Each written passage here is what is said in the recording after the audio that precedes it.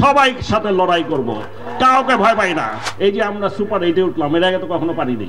এই যে তানজিদ তামিম ভয় পায় না, কিন্তু এখনো ভয় পায় না। বড় বড় প্লেয়াররা থমকাই গেছে, একে কই থেকে আসলো? রিশাদ হোসেন।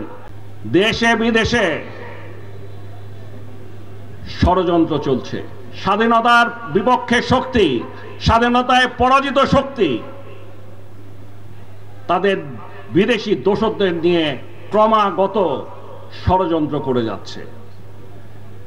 দেশ স্বাধীন করেছিল বঙ্গবন্ধু, সেই জন্য বঙ্গবন্ধুকে তারা নিঃশেষ করে দিয়েছে। এখন দেশ এগিয়ে যাচ্ছে জননেত্রী শেখ হাসিনার নেতৃত্বে, এটা তাদের সহ্য হয় না।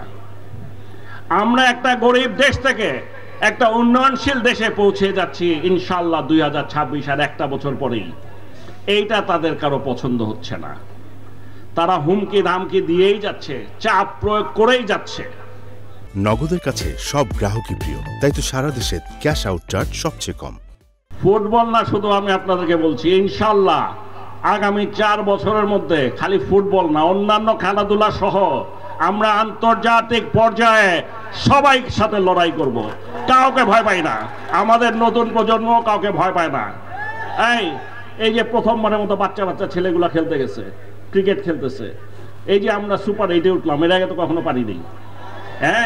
এই যে তানজিদ তামিম, বাচ্চা ছেলে, কি সব বাঘা বাঘা বোলার, ভয় পায় না, কিন্তু এখনো ভয় পায় না।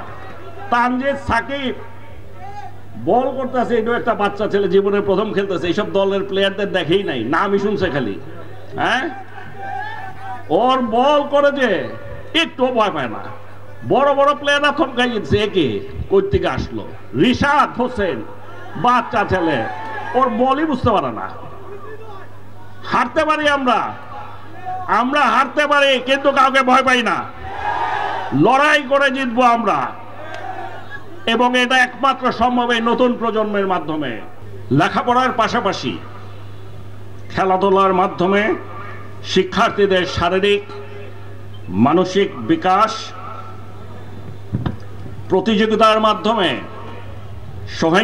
সহিষ্ণুতা, মনোবল বৃদ্ধি ও খেলায় উৎসাহী করার লক্ষ্যে বঙ্গবন্ধু শেখ মুজিবুর রহমান আন্তঃ কলেজ ফুটবল টুর্নামেন্ট আয়োজন করা হচ্ছে। আমরা আশা করছি এই টুর্নামেন্ট থেকে উঠে আসবে উদীয়মান প্রতিভাবান ফুটবলার।